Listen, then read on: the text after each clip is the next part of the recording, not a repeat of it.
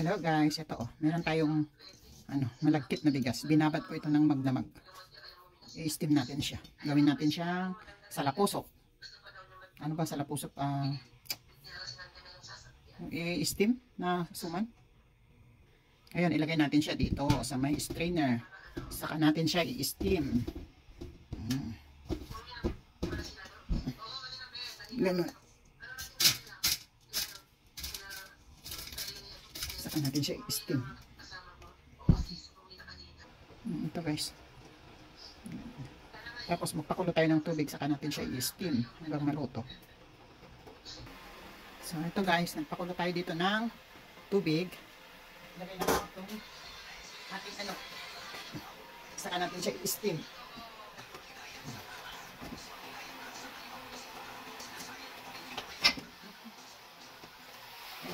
Hindi siya matano.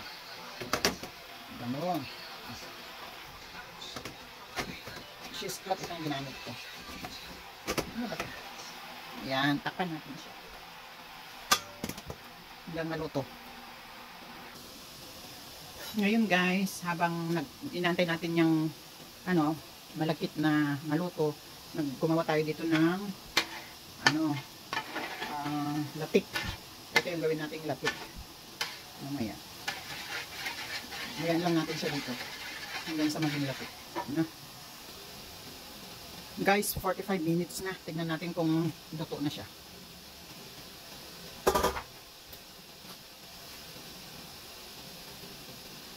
Yeah, luto na siya. Luto na. Ayun, tanggalin natin at natin yung gata.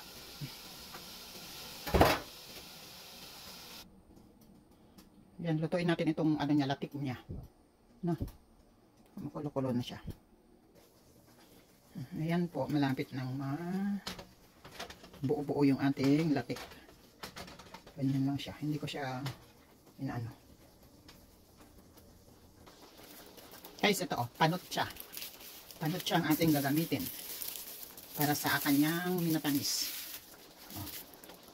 Biyak-biyakin ko lang ng maliliit. Ayan guys, antayin na lang natin na mag-separate yung latik sa mantika. Ang bango-bango na guys. Ayan, malapit na mag-separate yung mantika niya sa latik niya. Ayan guys, luto na siya.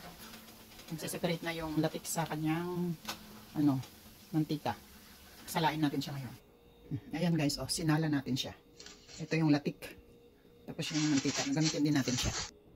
Ngayon guys, yung pinaglutuan natin ng latik, maglagay tayo ng isang lata na gata. Diyan natin tutunawin yung ating panutsa. Naglagay din ako ng isang latang tubig. Guys, mahirap kong biyakin, kaya ilagay ko na lang na buo. Diyan na lang natin siya tunawin. Panutsa. Tunawin natin dito sa gata. Maglagay tayo ng konting asin guys para balance yung tamis. Ayan, malapit na matunaw yung panutsa. Ayan na lot. Ayan na. Antayin lang natin siyang lumapot ng konti. Para yung bigas natin is makintab pag inilagay natin. Pag hinalo-halo natin. Okay. Ayan. Okay na to. I-lower natin yung apoy. Saka natin ilagay yung bigas. Yung kanin, I should say. Ayan.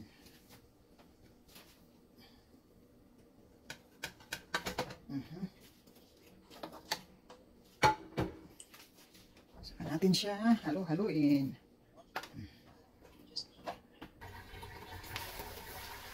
Ayan, ilagay natin yung mantika niya.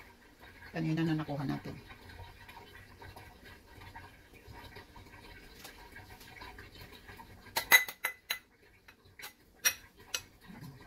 Mabango.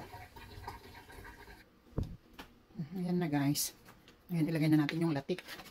Huwag na natin siyang ilagay sa bilao. Kasi order naman ito sa hospital. Okay. Ilagyan natin siya ng latik. Ganon. Sakat natin. Ilagay ilagay sa kabila. Ayan na guys, ang ating ano. Hanapin siya. Ito ang mahirap dito, yung magganito. Mix matigas. Kasi malagkit. Mabigat.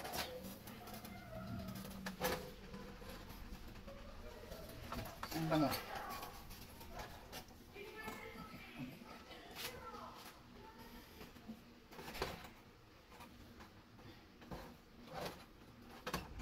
Ayan.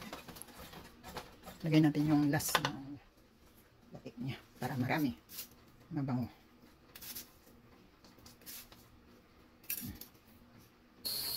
Ayan na guys yung ating finished product. Ang ating latik. Ay, ano ba yan? Suman sa latik. Ayan.